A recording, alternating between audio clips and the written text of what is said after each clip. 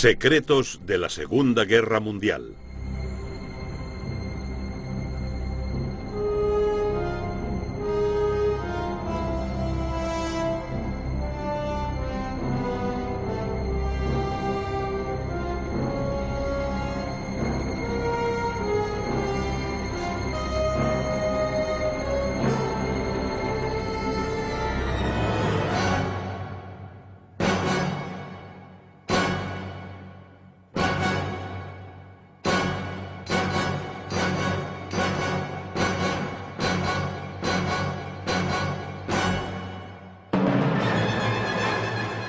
Los secretos de la batalla de Guadalcanal.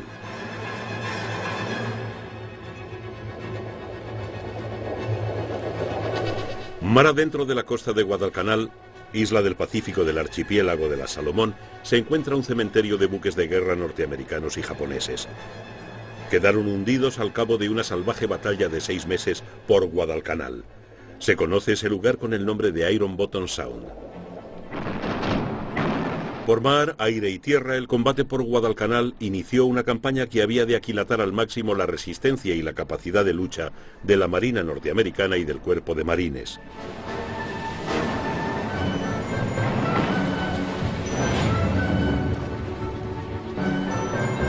Todo empezó con un desembarco norteamericano sin resistencia y la captura de un aeródromo vital, y se transformó en un extenuante encontronazo en el mar y en la jungla cuando los japoneses enviaron refuerzos para recuperar este eslabón esencial de su perímetro del Pacífico.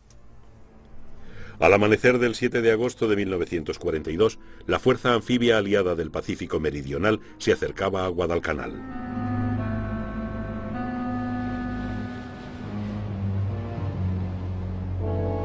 Martin Clemens, testigo de esa llegada, era miembro de una curiosa organización, los Vigilantes de la Costa.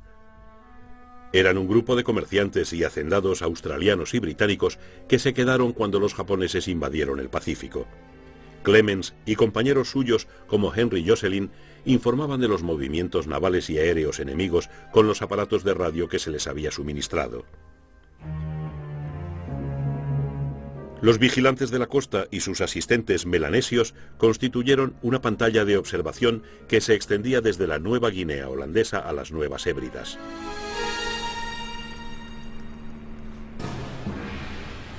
Los vigilantes observaban a los navíos y aviones japoneses, y los japoneses les observaban a ellos. Las patrullas japonesas, equipadas con perros de presa, ofrecían buenas recompensas por cualquier dato que permitiese su captura. Pero los vigilantes no eran la única organización secreta dedicada a espiar a los japoneses. Los criptógrafos de la Marina norteamericana, instalados en la estación Haipo, en Hawái, interceptaban sistemáticamente el código naval japonés JN-25. Pero fue Martin Clemens quien en mayo de 1942 informó a los aliados de que los japoneses estaban construyendo un aeródromo en Guadalcanal. Si los japoneses lograban terminar el aeródromo, tomarían el control del cielo en el sector, amenazando así las rutas marítimas entre Australia y los Estados Unidos. Los norteamericanos no tenían más opción que expulsar a los japoneses de Guadalcanal. El dramático mensaje de Martin Clemens había dibujado el escenario de una de las batallas épicas por tierra y mar de la Guerra del Pacífico.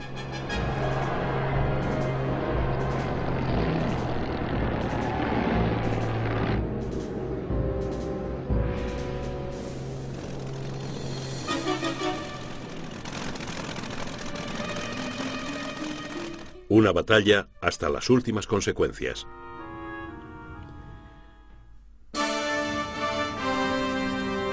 El conflicto en el Pacífico empezó desastrosamente para los norteamericanos cuando, sin previa declaración de guerra, los japoneses lanzaron un ataque aéreo desde sus portaaviones contra la base naval de Pearl Harbor.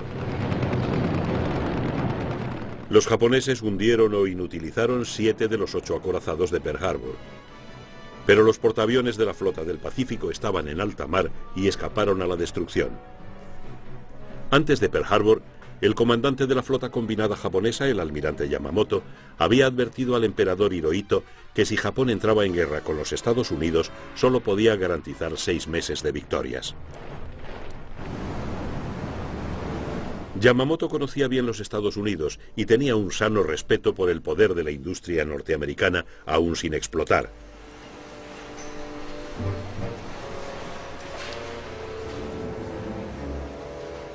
Cuando se convirtiese en industria de guerra, generaría una fuerza imparable.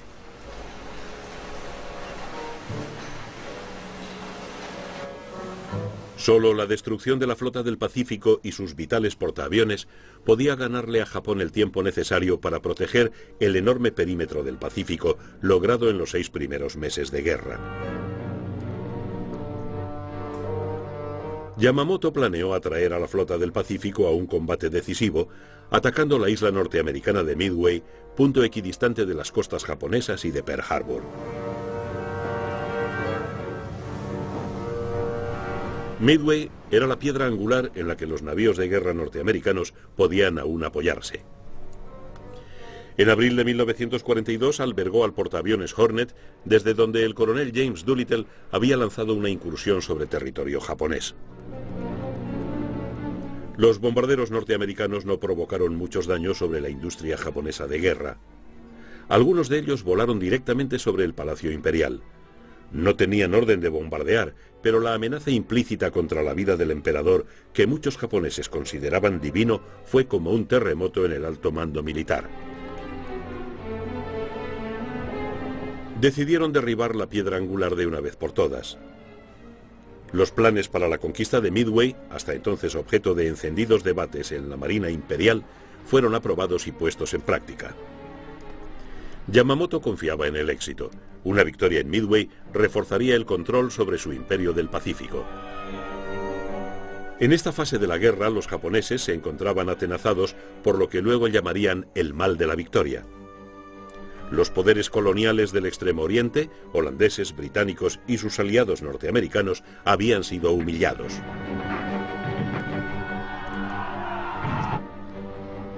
Los británicos, expulsados de Malasia y Singapur, habían sido rechazados más allá de las fronteras de la India. Los japoneses habían logrado este éxito a un precio ridículamente bajo. En las Filipinas, los norteamericanos habían sufrido una derrota humillante.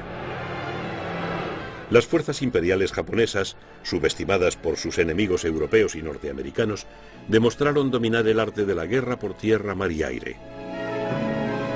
Ahora estaban a las puertas de la India y sus bombarderos realizaban incursiones sobre Darwin, el puerto del territorio del norte australiano. Parecían tener todas las cartas. Pero la carta más importante la tenían en la manga los norteamericanos. La descodificación del JN-25 proporcionó a los norteamericanos un asiento de primera fila en la formulación de la estrategia japonesa. La interpretación de los mensajes navales codificados reveló los planes japoneses para atacar Port Moresby, en Nueva Guinea, con el fin de completar su conquista de la isla. El comandante de la flota del Pacífico, el almirante Chester Nimitz, envió a los portaaviones Lexington y Yorktown al Mar del Coral para interceptar todo posible ataque japonés sobre Port Moresby. Las fuerzas de invasión japonesas, salidas de Rabaul, contaban con la cobertura de 3 portaaviones. El 8 de mayo ambas formaciones de portaaviones se avistaron. La batalla del Mar del Coral fue la primera batalla de portaaviones de la historia. El Lexington se incendió debido a una fuga en sus conductos de combustible para aviones y tuvo que ser abandonado, pero los norteamericanos devolvieron el golpe inutilizando el portaaviones japonés Shokaku. La batalla fue tácticamente una victoria japonesa. No obstante, tuvieron que desistir de su intento contra Port Moresby y se eliminó toda amenaza contra Australia. Esta batalla también proporcionó a la fuerza de portaaviones norteamericana el convencimiento de que podía equipararse a la japonesa.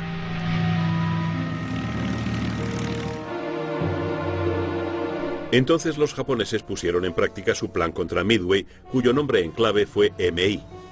Debía lanzarse un ataque de diversión contra las Aleutianas en el norte, mientras la primera escuadra aeronaval japonesa, mandada por el almirante Nagumo, se concentraba contra Midway.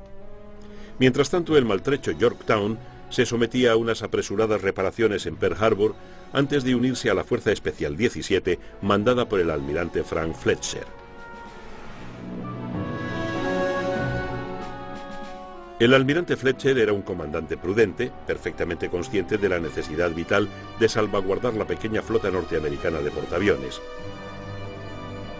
El Yorktown partió a reunirse con el Hornet y el Enterprise, constituyendo así el núcleo de la Fuerza Especial 16 bajo el mando del almirante Raymond Spruance.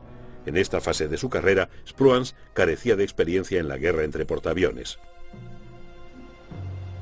Tanto Spruance como Fletcher sabían que las apuestas estaban contra ellos. La primera escuadra aeronaval japonesa disponía de 6 grandes portaaviones, de los que 4 habían sido designados para la operación de Midway.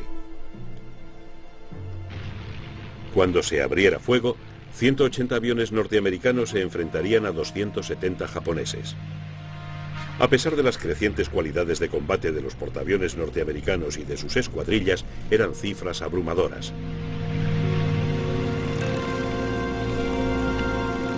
El tanteo se equilibró con el acceso logrado por los norteamericanos al código naval japonés JN-25. Sin embargo, durante las primeras maniobras de la campaña de Midway, la seguridad de las radiocomunicaciones japonesas impidió demasiadas fugas. La operación en sí se denominaba MI, lo cual podía significar cualquier cosa, a pesar de su implícita referencia a la isla de Midway. La propia Midway, poco más que un atolón con una pequeña guarnición naval y algún aeroplano, recibía el nombre clave AF. El oficial al mando de la estación Haipo, el brillante criptoanalista comandante Joseph Rochford, estaba convencido de que el objetivo era Midway. Pero el comandante en jefe de la flota norteamericana, el almirante Ernest King, creía que la primera escuadra aeronaval se proponía atacar la costa oeste de Norteamérica. De modo que Rochford decidió tender una trampa. Utilizando una línea telegráfica segura, ordenó a la guarnición de Midway que transmitiera en abierto que se estaban quedando sin agua. Los japoneses se tragaron el anzuelo.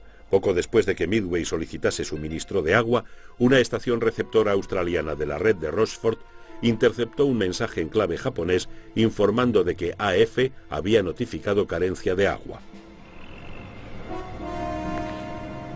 La estratagema de Rochford había revelado el objetivo. Los siguientes mensajes interceptados indicaban que la operación designada MI empezaría el 4 de junio. Los portaaviones norteamericanos estaban en posición para recibir el ataque de la primera escuadra aeronaval. Los japoneses iban a recibir una sorpresa total. Pensaban que los portaaviones enemigos estaban al otro lado del Pacífico. El primer ataque japonés contra la isla no logró destruir todos sus blancos. Los aviones volvieron a sus naves para repostar, rearmarse y completar su tarea.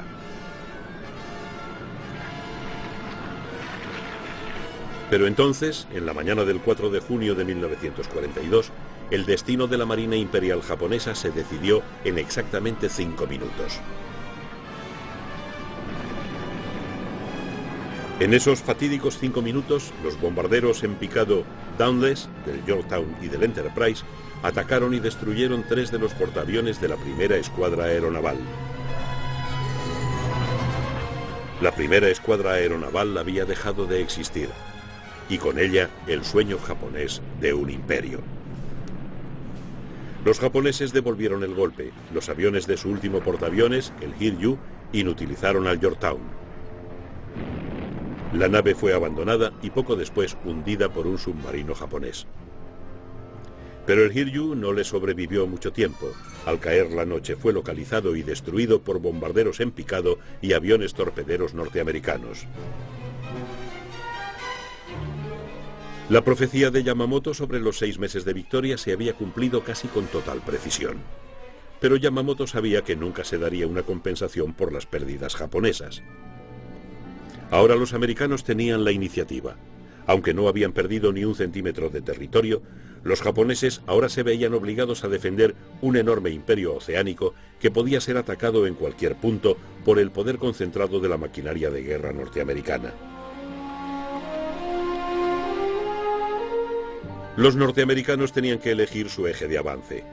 Para alcanzar el territorio metropolitano japonés, podían atacar por el sur, las Salomón, Nueva Guinea y las Filipinas, o podían lanzar un ataque directo a través del Pacífico Central, dirigido contra la isla de Okinawa.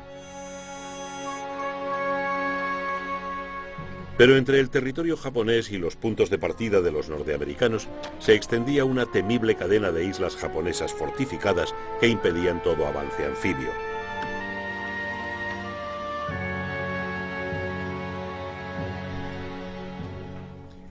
La elección de la ruta dependía del acuerdo al que llegaran el comandante de la Flota del Pacífico, almirante Nimitz, y Douglas MacArthur, el comandante del Ejército del Pacífico Suroccidental, con cuartel general en Australia. La elección de una ruta septentrional hacia Japón incrementaría la importancia de la Marina a expensas de MacArthur, pero la única arma militar de Nimitz era el pequeño cuerpo de marines. Tampoco había desarrollado la Marina naves de asalto especializadas ni formaciones de buques que pudieran cruzar el Pacífico de un salto. En cambio, el ejército disponía de hombres que iban llegando en grandes contingentes a Australia.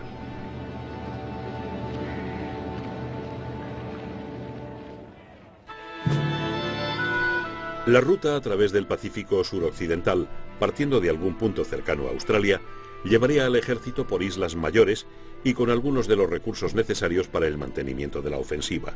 Además, esta ruta exigiría menos esfuerzo por parte de las demasiado extensas líneas de abastecimiento. Pero la ruta meridional resaltaría el papel del ejército a expensas de la armada, y el brillante pero despótico MacArthur no caía muy simpático en el alto mando naval. Temían que, apoyándose en las circunstancias, se apoderase de la dirección general estratégica. Tras no poco regateo, se alcanzó un acuerdo a principios de julio. El empuje inicial se daría por la ruta meridional, pero se dividiría el sector entregando parte de él a MacArthur y al ejército y otra parte a Nimitz y a la armada. MacArthur solo dispondría de manera limitada de los portaaviones y de la flota de bombardeo. Curiosamente, se limitaría al papel de espectador ante el objetivo número 1, la conquista de Guadalcanal por la Armada. El punto de partida de la operación, de nombre clave Watchtower, Torre de Vigía, era Nueva Zelanda, desde donde podía llegarse a Guadalcanal con seguridad. Pero la isla estaba rodeada por 3 lados por otras islas del grupo de las Salomón. Esta disposición creaba un estrecho canal que los norteamericanos bautizaron como The Slot, la ranura. Cuando los infantes de marina desembarcaran en Guadalcanal, la armada tendría que abastecerles cruzando las peligrosas aguas del Slot. El Slot iba a tragarse numerosas vidas norteamericanas y japonesas.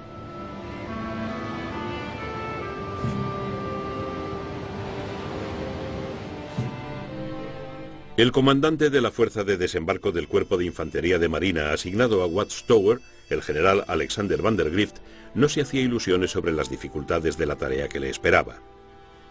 Los 18.000 hombres de su destacamento eran fundamentalmente tropas novatas. Solo disponía de 2 meses para entrenarlas. Y sus escoltas navales carecían casi por completo de experiencia en operaciones anfibias. La tropa le buscó a la empresa el apodo de shoestring, el lazo. Y había otro problema.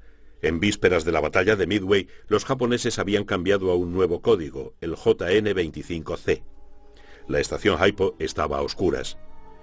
Mientras luchaban por descifrar el JN-25C, los criptógrafos tenían que confiar en el análisis de tráfico. Estudiando el volumen y la selección de frecuencias de las radiotransmisiones japonesas, los norteamericanos podían sacar conclusiones generales sobre la actividad de las fuerzas armadas enemigas.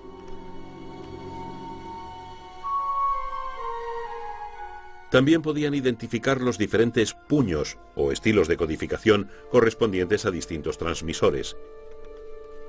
El análisis de tráfico no suministraba el conocimiento inmediato que ofrecía la lectura del JN-25, pero seguía siendo un trabajo vital.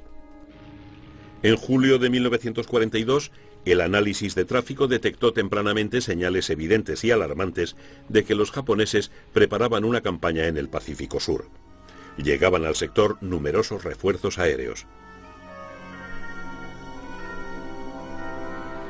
Mientras los norteamericanos se preparaban, La actividad de los convoyes enemigos se incrementó radicalmente. El tráfico de radiotransmisiones japonesas indicaba que una poderosa fuerza de cruceros se desplegaba en el sector de Guadalcanal. Los norteamericanos zarparon de Nueva Zelanda sin mapas adecuados de las zonas de desembarco. Se eligió el 7 de agosto como el día D. Los japoneses también tenían sus programas de análisis de tráfico y el nuevo comandante del sector con base en Rabaul, almirante Mikawa, estaba preocupado por el cambio de patrón de las señales norteamericanas. Pero sus subordinados rechazaron la sugerencia de que los norteamericanos fueran a desembarcar en Guadalcanal. El 7 de agosto, los hombres de la Primera División de Infantería de Marina arribaron a las orillas de Tulagi y Guadalcanal, a pocos kilómetros al este del aeródromo japonés.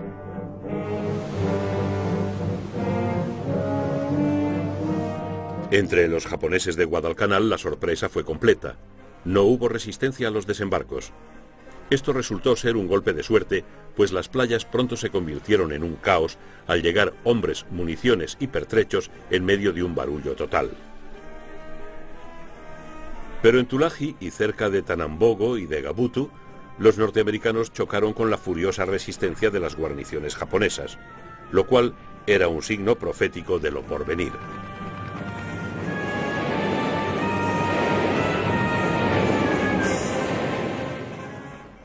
Solo un terrorífico bombardeo de los buques de guerra de la Fuerza Especial logró desalojar a los defensores.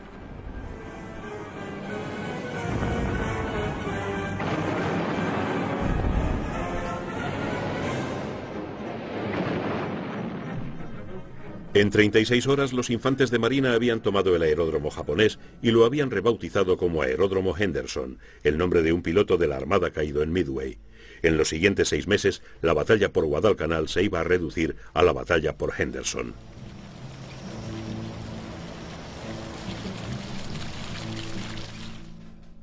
Los infantes de marina pronto se verían privados de la cobertura aérea proporcionada por los portaaviones de Fletcher.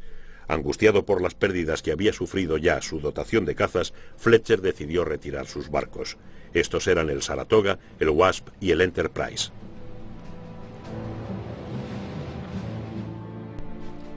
Fletcher recibió el apoyo del almirante Richmond Turner, comandante de la fuerza anfibia, que también había decidido retirarse. Vandergrift y los infantes de marina se quedaron solos en Guadalcanal. Se atrincheraron en torno al aeródromo Henderson en espera del inevitable contraataque japonés. A media tarde del 7 de agosto, una fuerza de 7 cruceros japoneses mandados por Mikawa se apresuraba hacia Guadalcanal.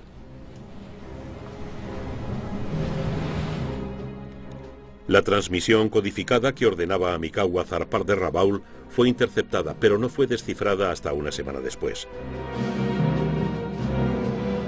Los norteamericanos habían perdido su ventaja en inteligencia.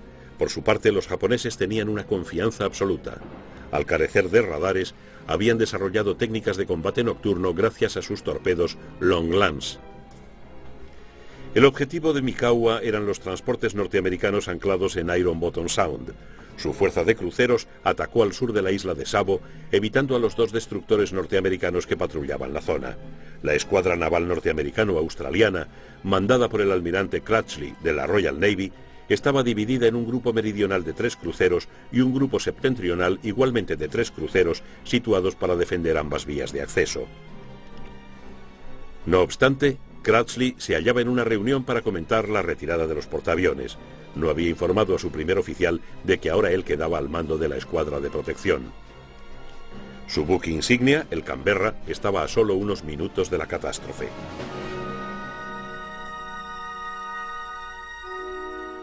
Cuando Mikawa rodeó la isla de Savo y se encontró con el grupo meridional aliado, se produjo una fatídica confusión. Iluminado por las bengalas japonesas, el Canberra recibió un diluvio de fuego artillero. Luego, el Chicago fue presa de las llamas y fue alcanzado por un torpedo Long Lance. En menos de 10 terribles minutos, Mikawa había puesto fuera de combate al grupo meridional. De alguna manera, el Canberra se mantuvo a flote hasta que su tripulación fue evacuada a la mañana siguiente.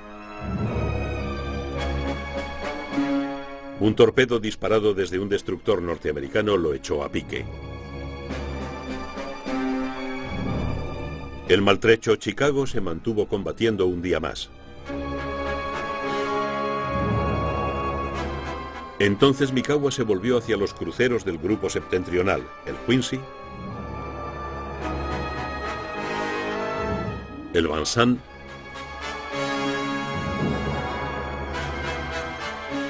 y el Astoria.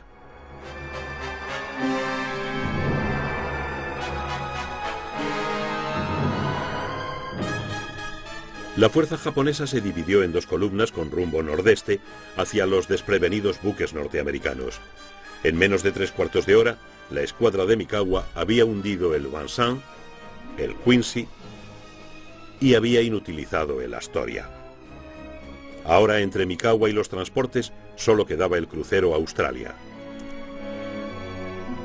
Pero decidió no continuar, temiendo ataques de los aviones norteamericanos a la luz del amanecer. Esta resultó ser una de las peores decisiones de la campaña de Guadalcanal, lo que le valió a Mikawa una censura personal del almirante Yamamoto.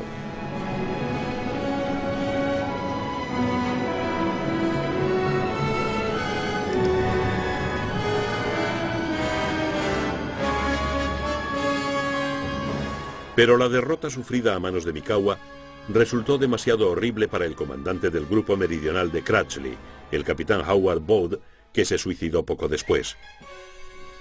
Mientras tanto, los infantes de marina consolidaban sus posiciones en torno al aeródromo Henderson. Los primeros aviones, 12 bombarderos en picado Dauntless y 19 cazas Wildcat, llegaron el 20 de agosto. El alto mando japonés aún no había comprendido la seria amenaza que suponían los infantes de marina en Guadalcanal. Lanzaron a un batallón sin cobertura contra el aeródromo Henderson.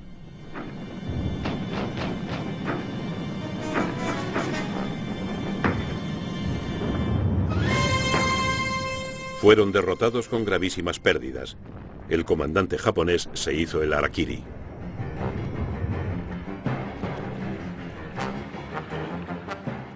La infantería japonesa había desembarcado en Guadalcanal desde los barcos mandados por el almirante Tanaka. Fue el primero de una larga serie de transportes que los norteamericanos apodaron Tokyo Express, el expreso de Tokio. Para entonces los japoneses habían vuelto a cambiar de código, pasando el 14 de agosto al JN-25D. También planeaban otro envío del Tokyo Express, pero esta vez como parte de una trampa contra la flota del Pacífico, preparada nada menos que por el almirante Yamamoto.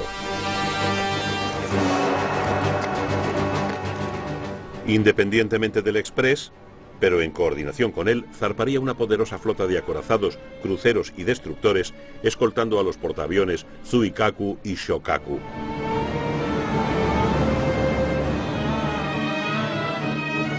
Cuando el grupo de transporte se aproximaba a la costa norte de las Salomón, una escuadra de diversión guiada por el portaaviones Ryujo se adelantó. Su intención era provocar la salida al descubierto de la Fuerza Especial 61 del almirante Frank Fletcher para después destruirla con la poderosa fuerza aérea de Yamamoto.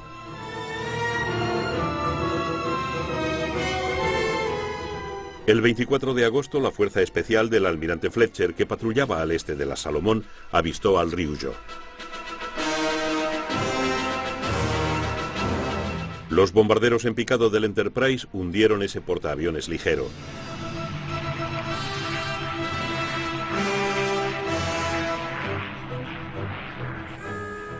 A continuación, la fuerza de Fletcher se preparó para la respuesta enemiga. Había enviado a la escuadrilla que hundió al Ryujo sin escolta de cazas.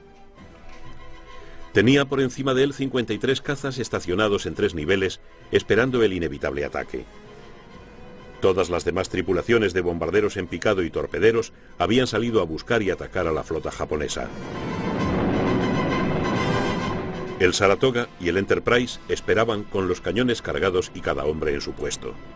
Cuando llegaron los aviones japoneses, los cazas norteamericanos derrotaron a los aviones torpederos y a sus escoltas.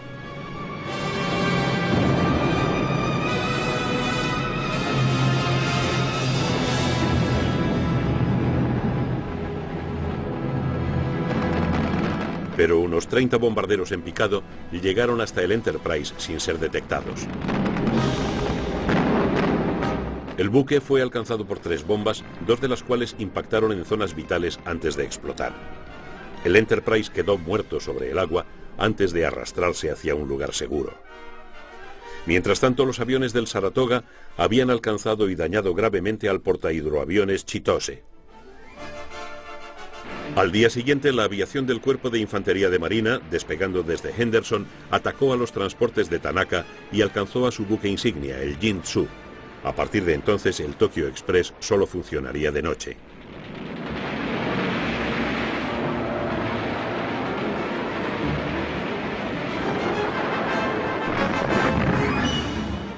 Los bombarderos en picado japoneses devolvieron el golpe sobre los convoyes norteamericanos.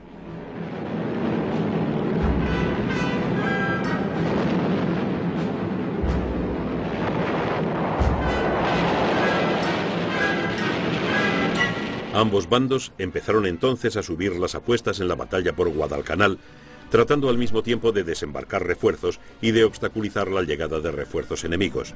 En la propia Guadalcanal se combatía rabiosamente alrededor de una altura aproximadamente a 1,5 kilómetros al sudoeste de Henderson, lugar que pronto recibiría el nombre de Bloody Ridge, Cresta Sangrienta.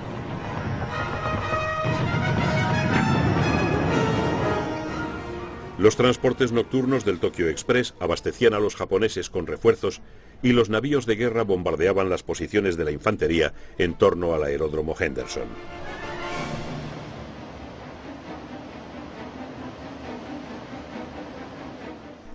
Vandergrift estaba empezando a perder la guerra de las cifras en Guadalcanal. Los norteamericanos organizaron su propio transporte de refuerzos y el 15 de septiembre el acorazado North Carolina se integró en la escolta de un convoy que aportaba 4.000 hombres del 7º de Infantería de Marina. Las tropas desembarcaron sin inconvenientes, pero durante la retirada del convoy, otra unidad principal, el portaaviones Wasp, fue alcanzado por el torpedo de un submarino japonés y se hundió. A finales de septiembre, el alto mando japonés había comprendido por fin la importancia de la batalla por Guadalcanal.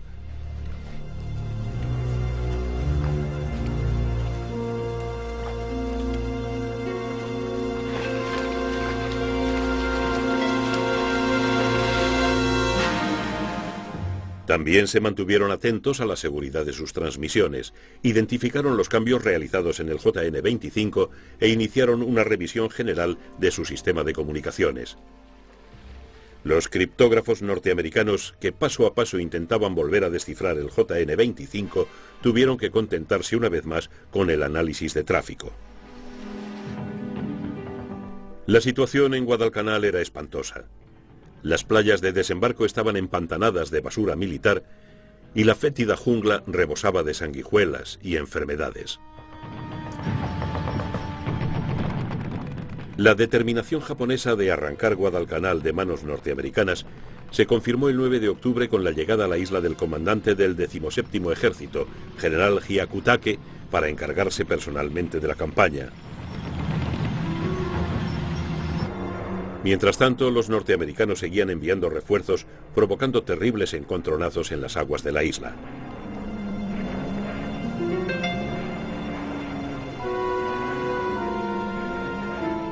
Más víctimas para Iron Bottom Sound.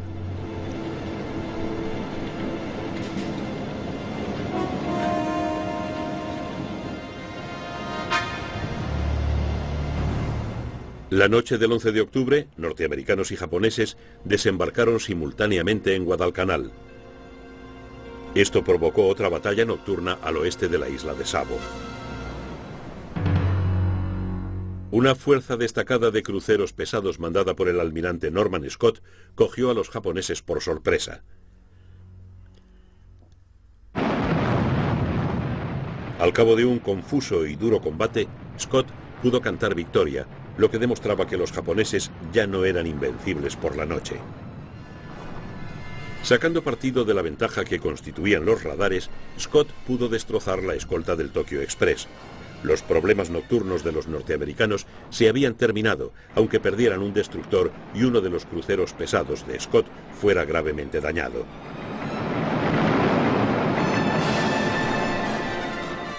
Pero Scott no había podido evitar el desembarco de los refuerzos, incluyendo la artillería. La lucha por Guadalcanal se acercaba a un nuevo punto culminante. El aeródromo Henderson comenzó a sufrir los bombardeos de la artillería terrestre y de la de los acorazados Congo y Haruna que recorrían el Iron Bottom Sound.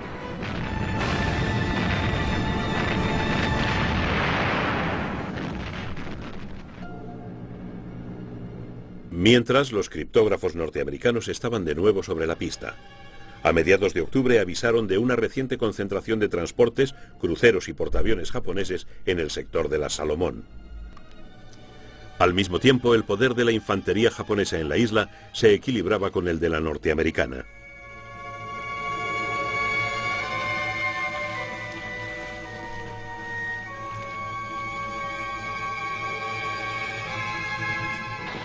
Una nueva ofensiva japonesa lanzada el 24 de octubre casi logró conquistar Henderson. En una posición concreta, lo único que separaba a los japoneses del aeródromo era una sencilla ametralladora manejada por el sargento John Basilone del primer batallón del 7º de Infantería de Marina, pero fue suficiente para dejar a los japoneses sin premio. En Pearl Harbor, el almirante Nimitz sabía muy bien que la Armada no había asegurado las aguas en torno a Guadalcanal. Avisó a su Estado Mayor de que no quería caras largas ni derrotismo. Nimitz declaró que el enemigo también ha sufrido daños, pero nuestro trabajo es darles a los combatientes todo lo que necesitan en Guadalcanal para combatir en esta batalla. No nos va a servir de nada sentarnos aquí a lamentarnos o a retorcernos las manos. El exigente almirante William Bull Halsey fue nombrado comandante en jefe del Pacífico Meridional. Fletcher, herido en combate, fue reemplazado por el almirante Thomas Kinkaid. Para entonces, casi toda la flota combinada japonesa, 5 portaaviones, 4 acorazados, 10 cruceros y 29 destructores, había zarpado de Truk con rumbo sur para efectuar una colosal operación de bombardeo y bloqueo.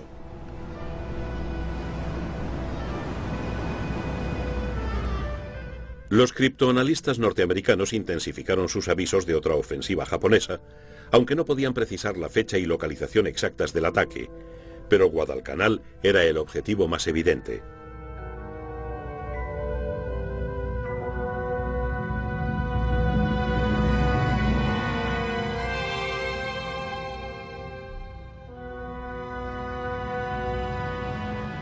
La mayor parte de la flota japonesa se desplegaba ahora al norte de las Salomón. Como había dicho Yamamoto, sus navíos aguardaban para capturar y aniquilar cualquier fuerza poderosa en el sector.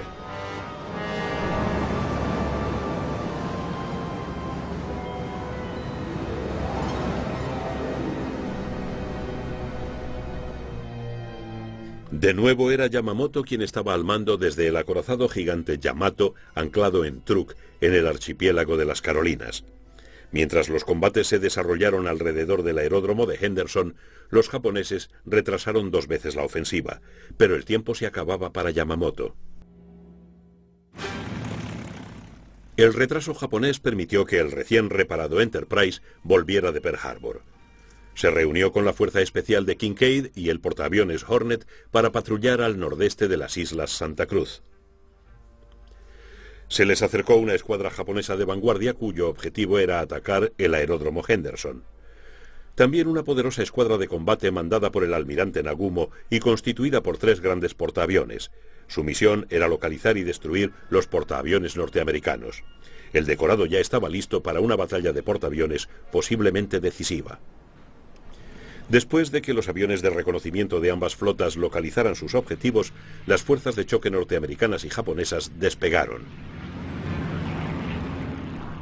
Increíblemente, ambas escuadrillas de ataque se cruzaron a la vista una de la otra.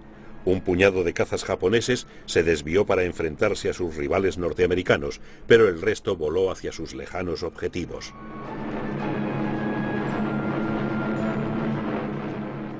Poco después de las 9 de la mañana, los norteamericanos atacaron a los portaaviones enemigos. El Shokaku y el Zuiho recibieron impactos directos. También los navíos de escolta japoneses fueron atacados.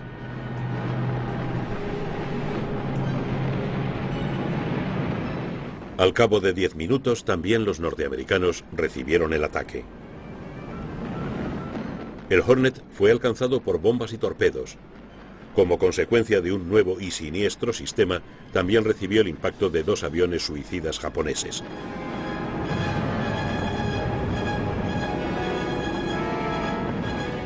La segunda oleada enemiga logró más impactos en el Enterprise. La tercera averió el crucero San Juan. El Enterprise todavía podía recibir aviones y Kinkaid decidió detener la batalla. El acorazado South Dakota había sido alcanzado por los aparatos japoneses, pero siguió luchando un día más. El Hornet no tuvo tanta suerte. Convertido en chatarra, fue abandonado y los destructores japoneses lo hundieron al día siguiente.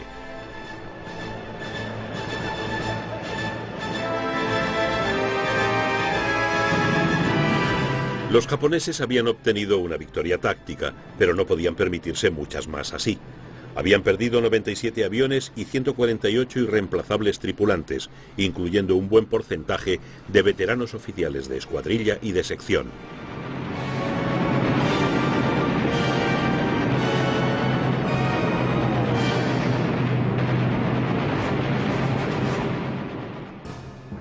Los norteamericanos podían permitirse sus bajas, pero los pilotos muertos del almirante Nagumo ya no volverían.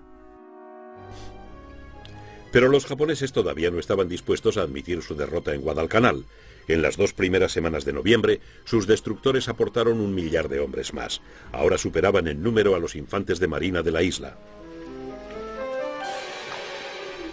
El análisis de tráfico y la intermitente descodificación del JN-25 habían permitido dibujar una imagen parcial de las intenciones japonesas. Los norteamericanos se endurecieron para afrontar otro crucial esfuerzo enemigo. Yamamoto había planeado otra acción naval en combinación con un ataque de la infantería contra el aeródromo Henderson, atestado de aviones destruidos, pero aún desafiante y operativo. Yamamoto emitió sus órdenes el 8 de noviembre. En menos de 24 horas habían sido descifradas y se encontraban sobre la mesa del almirante Halsey. Los norteamericanos se preparaban, pues, para el nuevo asalto sobre Guadalcanal y el nuevo ataque a Henderson previstos para el 12 de noviembre. Halsey recibió más detalles el día 10, pero desconocía la dimensión de las fuerzas de Yamamoto. Tampoco estaba al tanto de los planes de este para bombardear Henderson. El parte emitido por Halsey el 10 de noviembre afirmaba: prevista gran ofensiva japonesa contra Guadalcanal próximamente. Se piensa que la fuerza de choque enemiga pretende atacar este punto, seguida por intentos de desembarco de unidades del ejército desde transportes.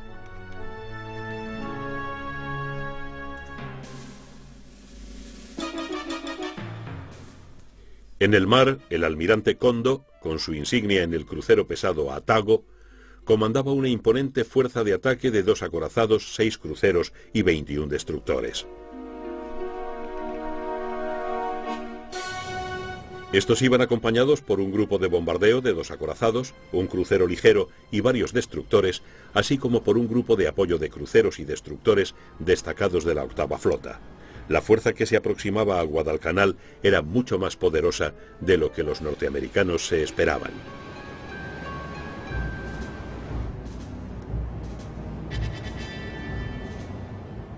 Pero los japoneses eran inferiores en una cuestión vital.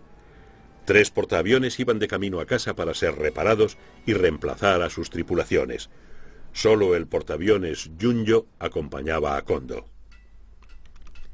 Halsey no parecía estar mucho mejor. Solo disponía de un portaaviones, el Enterprise, en el dique de reparaciones en Nueva Caledonia, de los acorazados Washington y South Dakota y de 8 cruceros y 22 destructores. Pero Halsey no tenía intención de evitar el combate. Ordenó a Kinkaid que zarpara el 11 de noviembre y que se aprestara para atacar los objetivos enemigos en el sector de Guadalcanal. La flota de Kondo tomó posiciones al norte de Guadalcanal. La fuerza de bombardeo fue enviada a cañonear el aeródromo Henderson, mientras el almirante Tanaka desembarcaba refuerzos en la punta de Tasafaronga, al noroeste de la cabeza de puente norteamericana.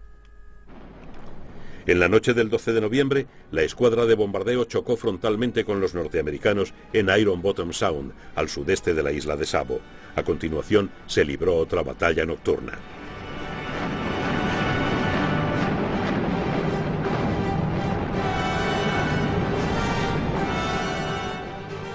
El almirante Scott resultó muerto con la mayoría de sus oficiales superiores a bordo de su buque insignia Atlanta, cuando un obús del acorazado Hiei impactó en el puente de su nave. El fuego del Kirishima arrasó el puente del San Francisco, provocando la muerte del almirante Callahan. Mientras tanto, 8 destructores norteamericanos se enzarzaban en un duelo mortal con el Hiei, acercándose a una distancia que hacía inutilizables los cañones pesados del acorazado. Alcanzado por más de 50 impactos, el Hiei se arrastró en retirada. También lo hizo el Kirishima. Más tarde los japoneses barrenaron el Hiei, que fue el primer acorazado que perdieron en la guerra. Al anochecer del 14 de noviembre, los acorazados norteamericanos Washington y South Dakota interceptaron a la segunda escuadra japonesa, comandada por el almirante Kondo, cuando navegaba hacia el este a través del Mar de Salomón para bombardear el aeródromo Henderson.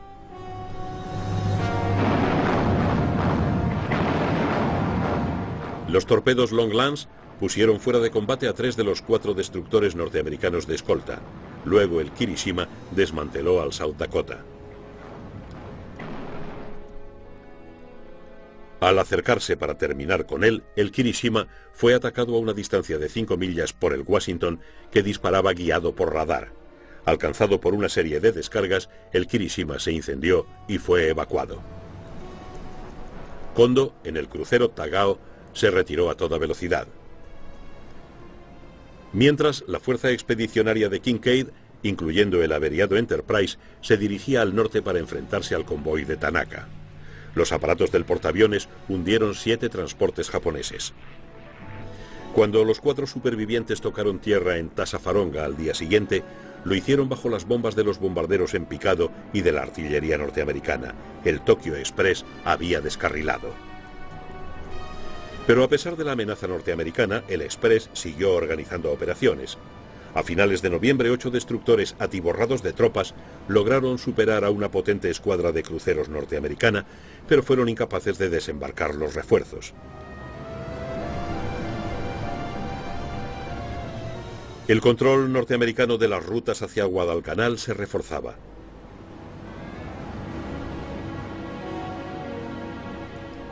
Los japoneses no habían perdido su habilidad en los combates nocturnos, pero ahora los norteamericanos habían superado un amargo aprendizaje para equipararse con ellos en este juego mortal.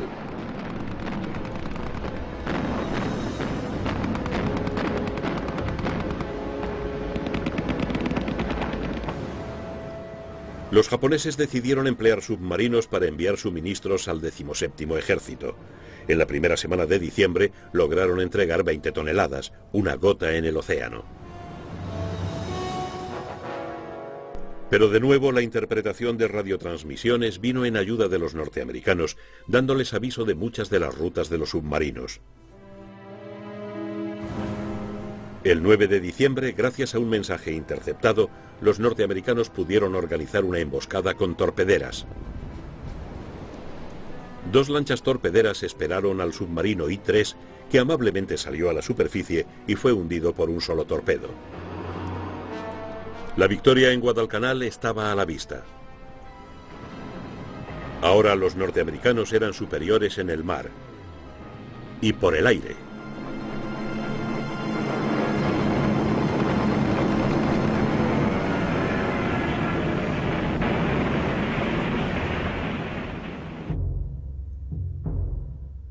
Un goteo constante de prisioneros caía en manos de los norteamericanos. Muchos japoneses hambrientos cayeron a manos de los aldeanos del lugar. Sus cabezas cortadas decoraron durante muchos años las largas casas de la isla.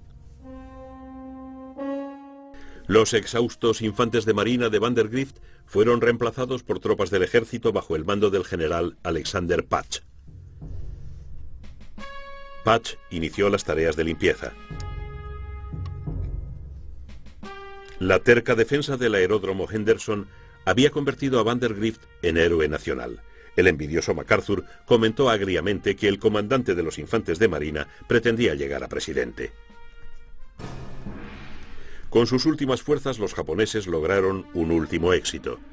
A finales de enero de 1943, aparatos japoneses volando desde Rabaul atacaron a un falso convoy de refuerzos que se dirigía a Guadalcanal con la esperanza de atraer a Yamamoto a otra batalla. Un torpedo hundió el Chicago, único superviviente de la batalla de Savo. A finales de la primera semana de febrero, los japoneses habían evacuado 13.000 hombres de Guadalcanal. Detrás dejaban 25.000 muertos y apenas 1.000 prisioneros.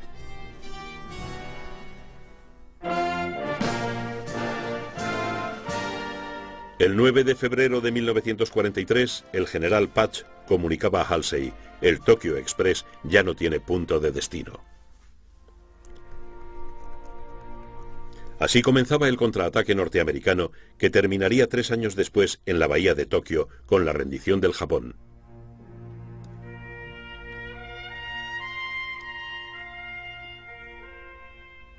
Hoy en día, los submarinistas todavía exploran los secretos de Guadalcanal en el cementerio submarino de Iron Bottom Sound.